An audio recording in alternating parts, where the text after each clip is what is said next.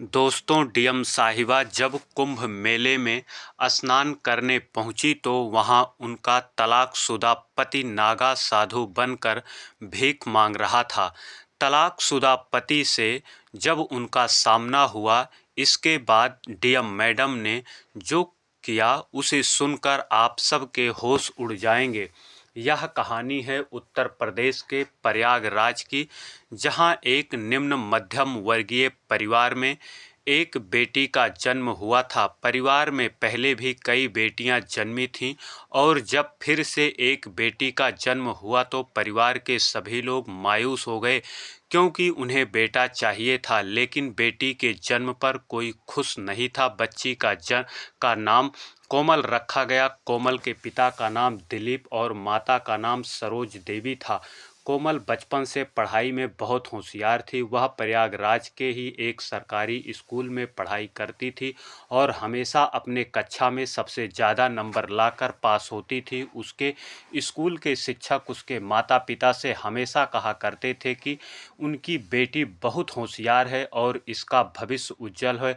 वे उन्हें सलाह देते थे कि कोमल की आगे की पढ़ाई जारी रखना ताकि यह एक अच्छी नौकरी कर सके, लेकिन उसके पिता हमेशा कहा करते थे, यह तो एक लड़की है, इसे क्या आगे पढ़ाना, ये पढ़ लिख कर क्या करेगी, इसे ससुराल में जाकर चौका बर्तन ही संभालने पड़ेंगे, इसलिए इसे पढ़ाई की कोई ज़रूरत नहीं है। पर उसकी माँ सरोज देवी अपने पति से लड़ाई झगड़े करके कोमल को हमेशा पढ़ाती आई थी।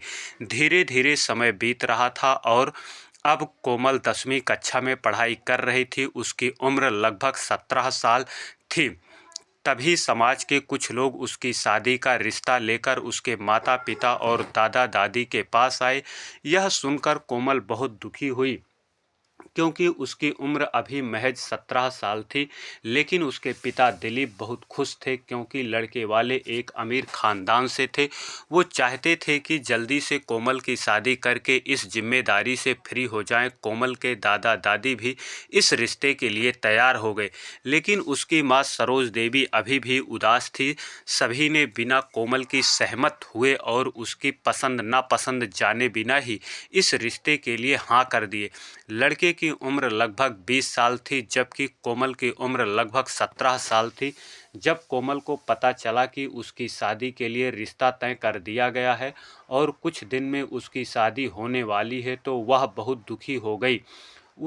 उसने अपनी माँ से कहा, माँ, अभी मुझे आगे पढ़ाई करनी है, हमें 12वीं की परीक्षा भी देनी है, मैं आगे पढ़ना चाहती हूँ, मुझे अभी शादी नहीं करनी है। लेकिन उसकी माँ सरोज देवी भी क्या कर सकती थी, वह भी अपने पति और सास ससुर के आगे मजबूर थी।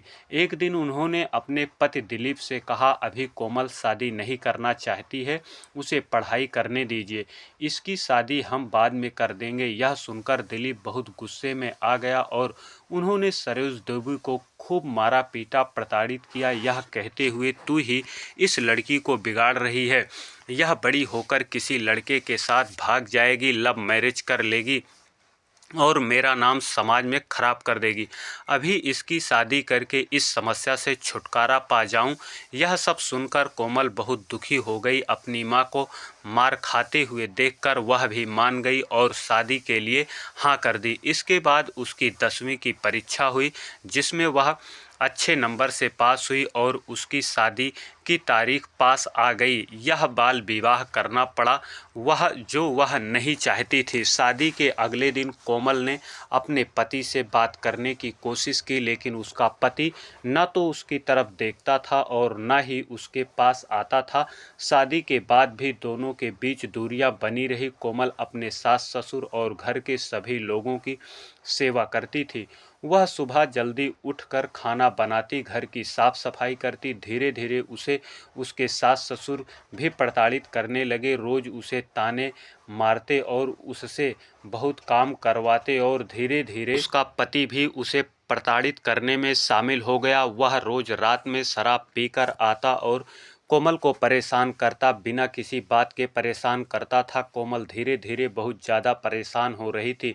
एक दिन वह अपने माता पिता के घर जाती है, जहां वह अपनी माँ और अपने पिता को अपने साथ हो रहे शोषण के बारे में बताती है, लेकिन उसके पिता उसका साथ नहीं देते और कहते हैं जैसा तुम्हारे सास ससुर कहें तू वैसा ही कर, अपने पति से ज़्यादा लड़ाई मत किया कर।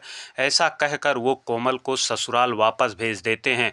अब न तो उसके पिता उसकी सहायता करते हैं और न ही उसका कोई पक्ष लेता है। उसका ससुराल बिल्कुल नरक बन चुका था। एक दिन कोमल की मुलाकात उसकी सहेली सरिता से होती है। सरोज कहती है तेरा 10वीं का रिजल्ट आ गया और तू ने पूरे बोर्ड में सबसे ज़्यादा नंबर लाकर टॉप किया है। यह सुनकर कोमल खुश तो होती है, लेकिन मायूस भी हो जाती है और अपनी सहेली के साथ फूट फूट कर रोने लगती है। सरिता पूछती है क्या हुआ, तुमने पूरे जिले और प्रदेश में टॉप किया है, फिर तू रो क्यों रही हो तू? कोमल अपनी आप बीती बताती है, कहती है मुझे तो आगे की पढ़ाई तो करनी है और एक बड़ा अधिकारी बनना है, लेकिन मेरे ससुराल वाले मुझे बहुत प्रताड़ित करते हैं, मुझसे बहुत काम करवाते हैं और मेरा पति मुझे रोज़ रात में मारता है, मेरी पिटाई करता है। यह सुनकर सरिता भी रोने लग जाती है और कहती है तुम कब तक इस नरक में रहेगी, एक ना एक दिन तुझे इससे बाहर आना ही पड़ेगा, वरना इस तरह तू जीते जी मर जाएगी। एक दिन तुझे हार्ट अटैक आ जाएगा। इससे अच्छा तू अपनी पढ़ाई जारी रख और 11वीं की परीक्षा दे, आगे 12वीं की भी परीक्षा दे, फिर आगे एक बड़ी ऑफिसर बन। अगर तुम ऐसे ही नरक में रहेगी तो अपनी पूरी जिंदगी कैसे बिताएगी? सरिता कोमल का बहुत उत्साह बढ़ाती है और कहती है तू आगे पढ़ाई कर, तेरे बहुत बड़े सपने थे, आखिर क्या हुआ उन सपनों का? इसके बाद कोमल बहुत सोच में पड़ जाती है। थोड़ा समय आगे बढ़ता है, लेकिन सरिता की बातें कोमल के दिमाग में बैठ जाती हैं। इसके बाद कोमल के दिमाग में कई तरह के विचार आते हैं और एक दिन वह अपने ससुराल को छोड़कर भागने का मन बना लेती है। एक रात वह अपने कुछ गहने जो उसके माता पिता ने उसे दिए थे लेकर ससुराल छोड़ देती है और बस पकड़कर दिल्ली चली जाती है। वहाँ उसकी एक सहेली रहती थी। वह दिल्ली में ही रहकर अपनी आगे की पढ़ाई पूरी करने लगती है। कोमल दिल्ली के एक सरकारी स्कूल में प्रवेश लेती है, जहाँ पर वह 11वीं की परीक्षा देती है और 12वीं में भी दाखिला मिल जाता है। वह छात्रवृत्ति के आधार पर अपना दाखिला लेती है और अपने दोस्त के घर पर ही रहती थी। उसके पास कुछ पैसे और गहने भी थे, जिससे उसका जीवन यापन होता था। धीरे धीरे समय आगे बढ़ता है। उसके माता पिता और ससुराल वाले उसे ढूंढ ढूंढ कर हार मान चुके थे। कोमल अपनी आगे की पढ़ाई जारी रखती है। समय के साथ वह 12वीं कक्षा में भी अच्छे नंबर से पास हो जाती है। इसके बाद उसे अच्छे परिणाम के आधार पर उसे एक अच्छे कॉलेज में दाखिला मिल जाता है और वह बीए की भी परीक्षा में अच्छे नंबर लाकर पास होती है और अपना नाम रोशन करती है। अब उसका उद्देश्य आगे एक बड़ा अधिकारी बनना था। एक दिन उसके कॉलेज में दिल्ली की कलेक्टर मैडम आती हैं। कलेक्टर साहब अपने भाषण में अपने संघर्षों को सभी बच्चों के साथ साझा करती हैं। कोमल कलेक्टर मैडम की बातें सुनकर बहुत प्रभावित होती है और वहीं से कलेक्टर बनने की प्रेरणा पाती है। कोमल उसी दिन ठान लेती है कि वह भी एक दिन कलेक्टर बनेगी, लेकिन उसे यह समझ नहीं आ रहा था कि कलेक्टर बनने के लिए क्या करना पड़ेगा। इसे इस बारे में जानकारी नहीं थी। इसके लिए वह कलेक्टर मैडम का पीछा करती है। फिर कलेक्टर मैडम की नज़र कोमल पर पड़ जाती है। वह कोमल से कहती हैं बेटा क्या हुआ, मैं तुम्हें कब से देख रही हूँ, तुम मेरा पीछा क्यों कर रही हो? भाषण देते समय मुझे तुम्हारे अंदर एक अलग ही तेज दिखाई दे रहा था, बोलो बेटा क्या हुआ? कोमल अपने जीवन की पूरी कहानी कलेक्टर मैडम को बता देती है। वह कहती है मेरा बाल विवाह हुआ है, मेरे ससुराल वाले मुझे बहुत परेशान करते हैं, मेरा पति भी मुझे बहुत प्रताड़ित करता है, मारता पीटता है। वहाँ से भागकर मैंने एक सरकारी स्कूल में दाखिला लिया और अब बीए की परीक्षा दे रही हूँ। यह सुनकर कलेक्टर मैडम कहती हैं कोमल बेटा तुम बहुत बहादुर हो, तुमने बहुत अच्छा किया जो अपने उज्जवल भविष्य के लिए कदम उठाया। अगर तुम चाहो अपने भविष्य को बहुत सुनहरा बना सकती हो। कोमल उनसे पूछती है, मैडम मुझे आगे जाकर क्या करना चाहिए? मैं भी आपके जैसे ऑफिसर बनना चाहती हूँ। फिर कलेक्टर मैडम कोमल को बताती हैं, अगर तुम्हें मेरे जैसे ऑफिसर बनना है तो तुम्हें आईएएस की परीक्षा देनी पड़ेगी। यह परीक्षा बहुत कठिन होती है, लेकिन मुझे तुम्हारे अंदर वह टैलेंट दिख रहा है। अगर तुम चाहो तो इसकी तैयारी करो और इसकी परीक्षा दो। एक दिन तुम भी एक अच्छी कलेक्टर बनोगी। यह सुनकर कोमल बहुत खुश होती है। अब उसको अपना लक्ष्य मिल चुका था। वह समझ चुकी थी कि उसे कलेक्टर बनना है। इसके बाद वह आईएएस बनने की तैयारी में जुट जाती है। वह एक कोचिंग सेंटर में दाखिला लेती है। उसके पास जो गहने पड़े थे उन्हें बेचकर वह अपना एडमिशन कराती है। कोमल अपनी आगे की पढ़ाई करती है। इसके बाद उसकी मुलाकात एक गांव के लड़के से होती है जो आईएएस की तैयारी कर रहा था। उसका नाम रमेश था। कोमल और रमेश की धीरे धीरे दोस्ती हो जाती है। रमेश भी पढ़ाई में बहुत बहुत तेज था और उसकी ज़िंदगी की कहानी भी काफ़ी अलग थी। वह भी एक गरीब परिवार से था और वह अपने पूरे घर परिवार को छोड़कर दिल्ली पढ़ने आया था। धीरे धीरे दोनों के बीच नज़दीकियां होने लगती हैं। दोनों एक दूसरे का उत्साह बढ़ाते हैं और एक दूसरे को पढ़ाई में आगे बढ़ाने में मदद करते हैं। वे साथ में आईएएस परीक्षा की तैयारी कर रहे होते हैं। एक के बाद एक वे आईएएस की परीक्षा देते जाते हैं और पहली परीक्षा में दोनों अच्छे नंबर लाकर पास हो जाते हैं। उनके अंदर काफ़ी उत्साह था और दोनों मन लगाकर साथ में पढ़ाई कर रहे थे। लेकिन जहां एक लड़का और एक लड़की होते हैं वहां पर रिश्ता दोस्ती तक सीमित नहीं रहता। यह रिश्ता एक समय आगे बढ़ ही जाता है। दोनों के बीच नज़दीकियां और बढ़ जाती हैं और एक दिन रमेश कोमल को प्रपोज कर देता है। वह कहता है, कोमल मैं तुमसे बहुत प्यार करता हूँ। कोमल भी मन ही मन रमेश से प्यार करती थी, लेकिन वह चाहकर भी हाँ नहीं बोल पा रही थी क्योंकि उसका लक्ष्य कुछ और था और उसका पति भी जिंदा था। कोमल कहती है, मैं शादीशुदा हूँ, भले ही मैं कभी अपने पति के नज़दीक नहीं हुई हूँ, लेकिन मैं तुमसे कुछ भी झूठ नहीं बोलना चाहती। मैं तुम्हें सभी बातें सही बताना चाहती हूँ। मुझे तुम बहुत पसंद हो, लेकिन मेरा बाल विवाह हुआ है। मैं अपने पति को छोड़कर यहाँ आई हूँ। रमेश कहता है, मुझे इससे कुछ नहीं लेना देना नहीं है। मुझे तुम बहुत पसंद हो। मैं तुम्हारे साथ अपनी पूरी ज़िंदगी बिताना चाहता हूँ। हम दोनों साथ में कलेक्टर की परीक्षा देंगे और साथ में कलेक्टर बनेंगे। इसके बाद कोमल भी रमेश को हाँ कर देती है। दोनों एक दूसरे के और ज़्यादा नज़दीक आ जाते हैं। लेकिन कहते हैं ना कि जहाँ नज़दीकियाँ बढ़ जाती हैं वहाँ लक्ष्य छूट जाता है। और हुआ भी यही। धीरे धीरे रमेश का पढ़ाई से मन हटने लगा, जबकि कोमल का ध्यान अपने लक्ष्य पर था। वह अपने परीक्षा की तैयारी पूरे जोर शोर से कर रही थी, लेकिन रमेश के मन में सिर्फ कोमल का ही ख्याल था। अब अगली परीक्षा आ चुकी थी। कोमल ने अपना पेपर बहुत अच्छे से दिया और रमेश ने भी अपना पेपर दिया, लेकिन परिणाम उम्मीद के बिल्कुल विपरीत निकला। कोमल अपनी परीक्षा में अच्छे नंबर से पास हुई, जबकि रमेश फेल हो जाता है। फेल होने के बाद रमेश बहुत ज़्यादा दुखी होता है। कोमल भी रमेश से कहा, कुछ समय के लिए अब हम दूर रहेंगे, क्योंकि अगर हम दोनों ऐसे ही साथ में रहेंगे तो इसका असर हमारी पढ़ाई पर पड़ेगा और अब आखिरी समय है।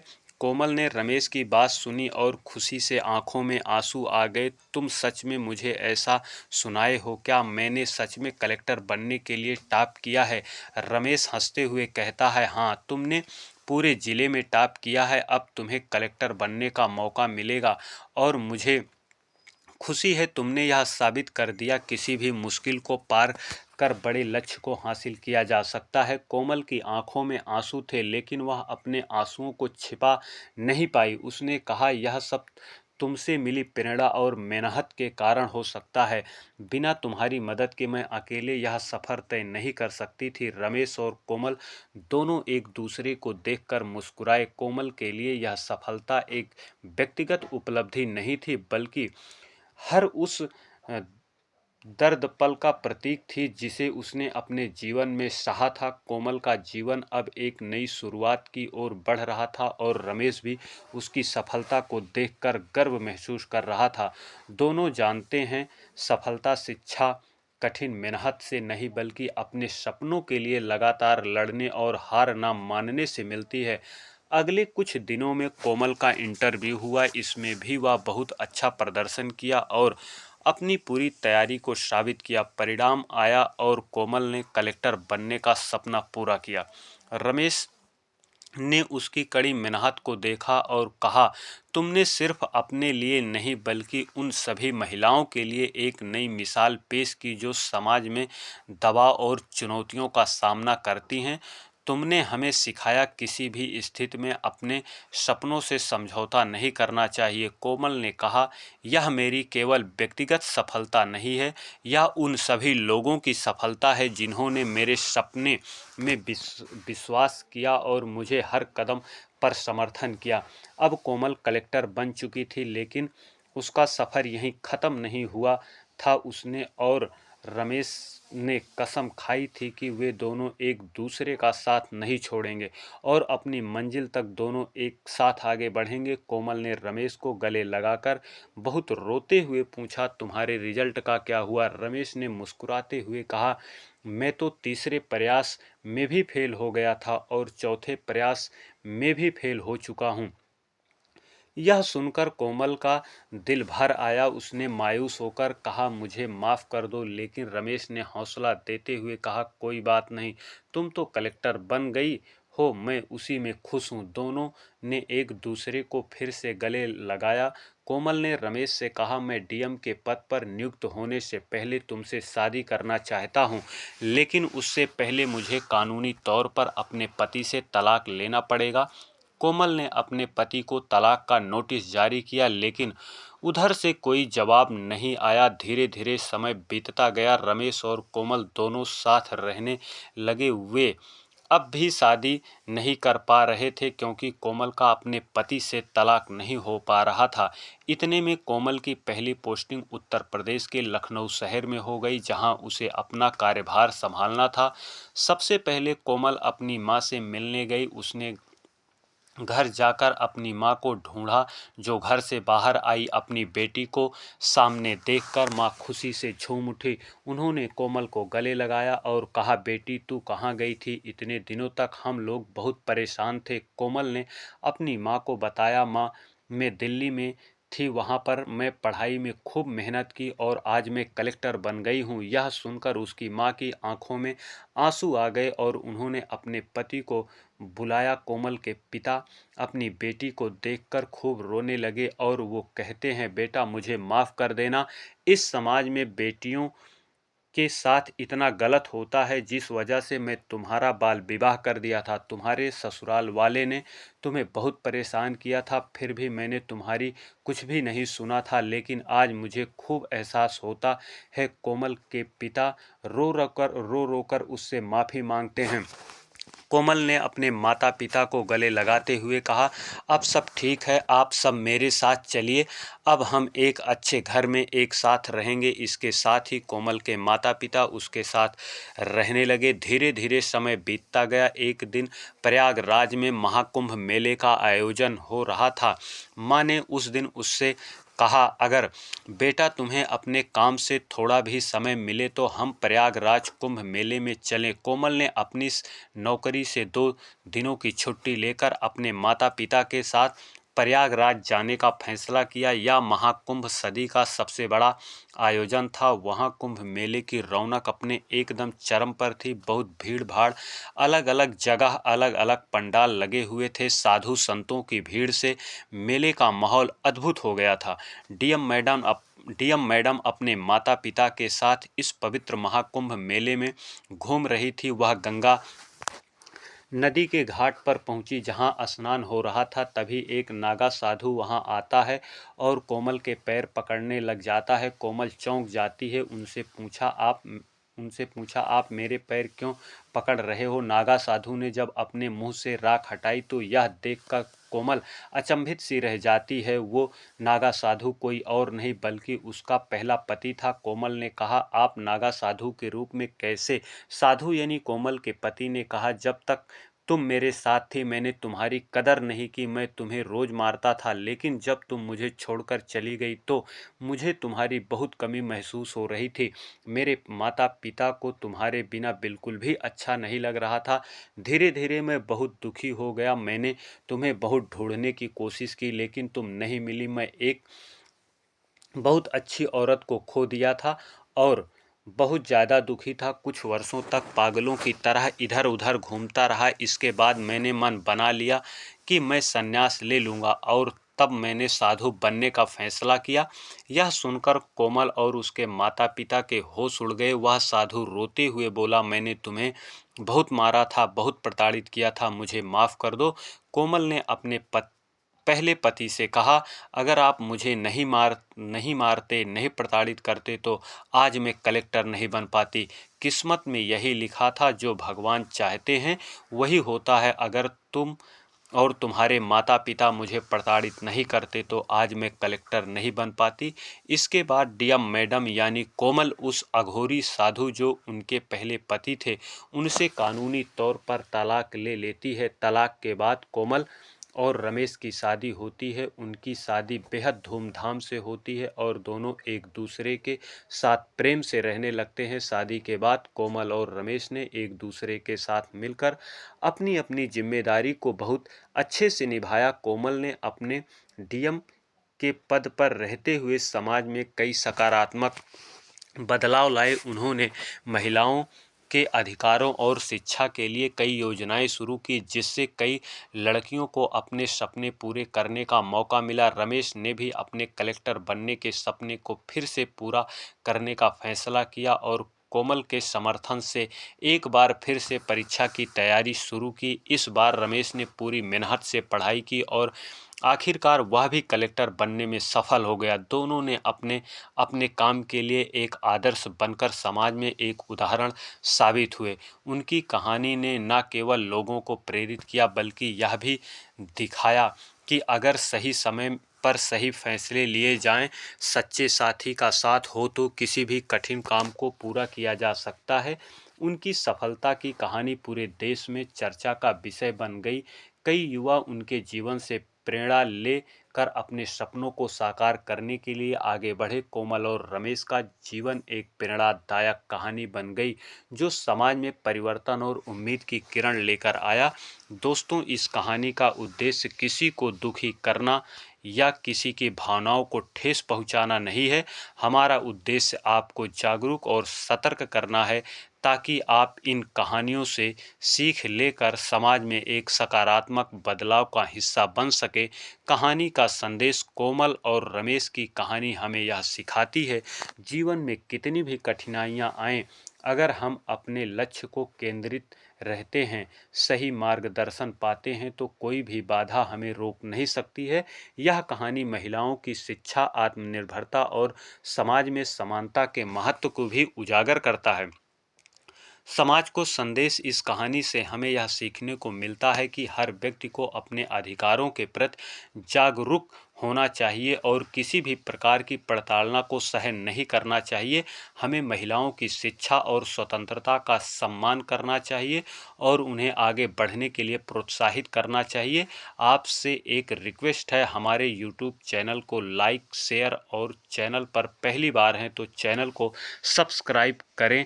आज के लिए बस इतना ही। कल फिर मिलेंगे एक नई कहानी के साथ। धन्यवाद।